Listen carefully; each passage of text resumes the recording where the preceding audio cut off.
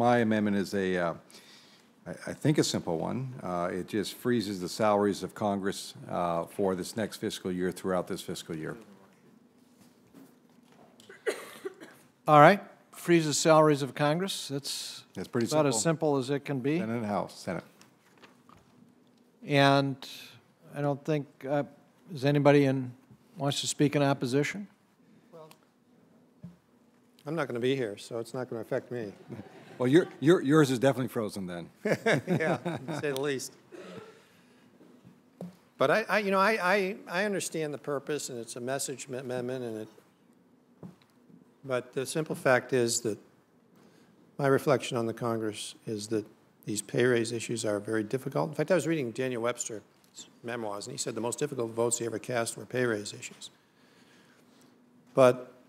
And we are paid a lot of money. There's no question about that. But as a very practical matter, if you're going to attract good people, quality people to these jobs who aren't independently wealthy, and unfortunately, the Senate now is, well, not unfortunately, they're quality people, but there's a tendency now of people to run for public office simply because they have the wealth to do it.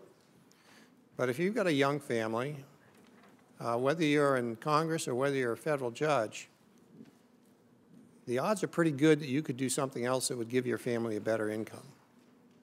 And yet you do this out of public service in all instances.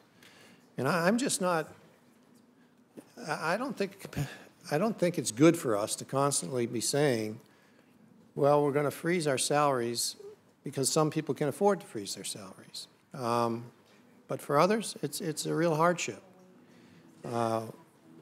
And so I'm not attracted to this idea of a salary freeze for the purposes of making a point.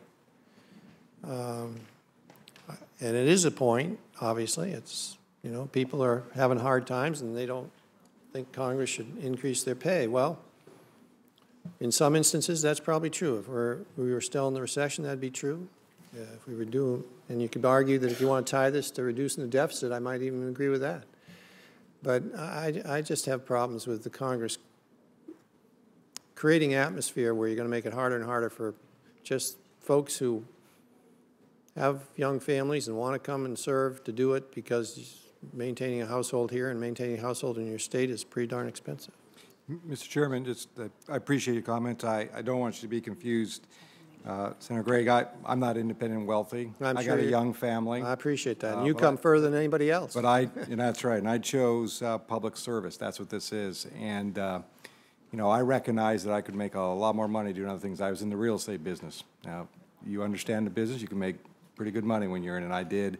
But I chose to be in public service. And I think as we are still in this and crawling out of this recession, I think it's important that we set the tone. It doesn't mean next year we won't be addressing this in a different manner, but I think the public is suffering out there, and there's a lot of people who are still unemployed and haven't seen these increases in their wages. So I recognize your point, and I agree that it's always hard to get quality people, but I think people make choices of what they want to do in life, and I chose to be in public service, and public service doesn't mean you're going to get wealthy.